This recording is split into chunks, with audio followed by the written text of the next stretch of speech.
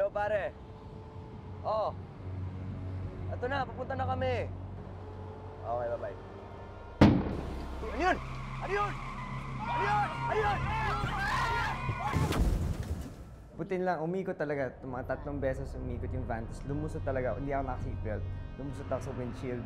Naalala ko yung pag-iat. Tapos pagising ko na lang, andun na yung mga rescuers.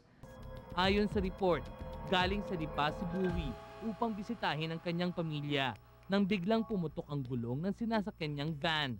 30 minutes or less.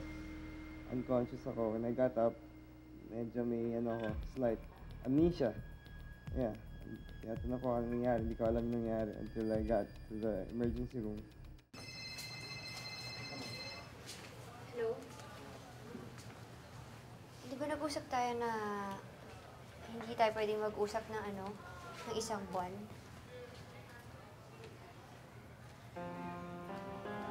Oh my God! Seryoso ka ba? Nasa hospital ka? O sige, pupuntahan kita dyan. Hintayin mo ako, ha? Sige, sige.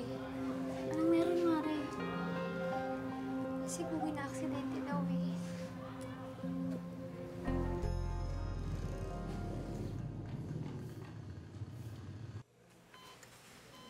Bowie? Bowie? Baby. Siya pa rin ang nasa isip mo. Martha, I'm sorry.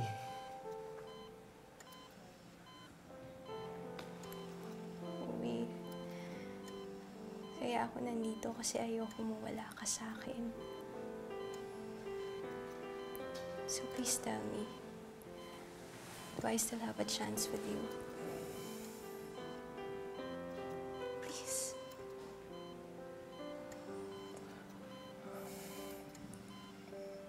Martha, I really don't know.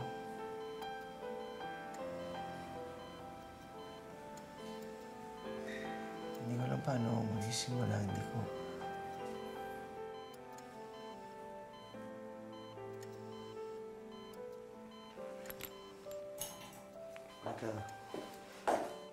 Martha. At that time talaga, doon ako nalilito eh. May respect din ako sa pinagsamahan din namin.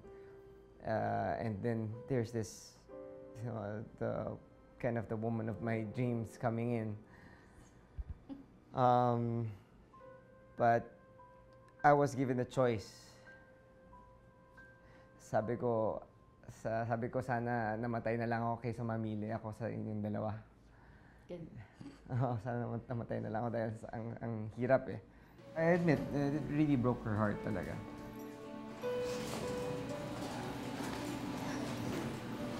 Saan po yung kwarto dito ni Bowie Meneses? Dito po. Tingin na lang ako dito, ha?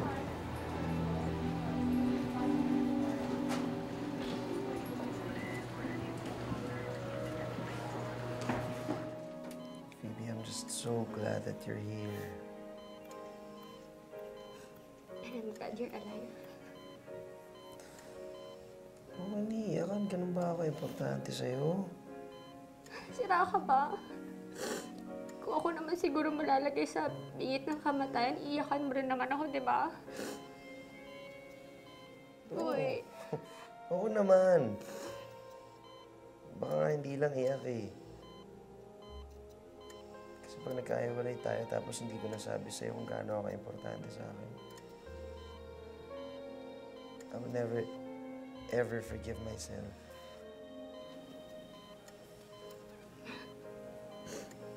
Napakilig mo naman ako. Doon ko na-realize na bakit pa kami nagsasayang ng oras. Ganon. Eh, eto na yun eh. Parang alam ko na eto na yun.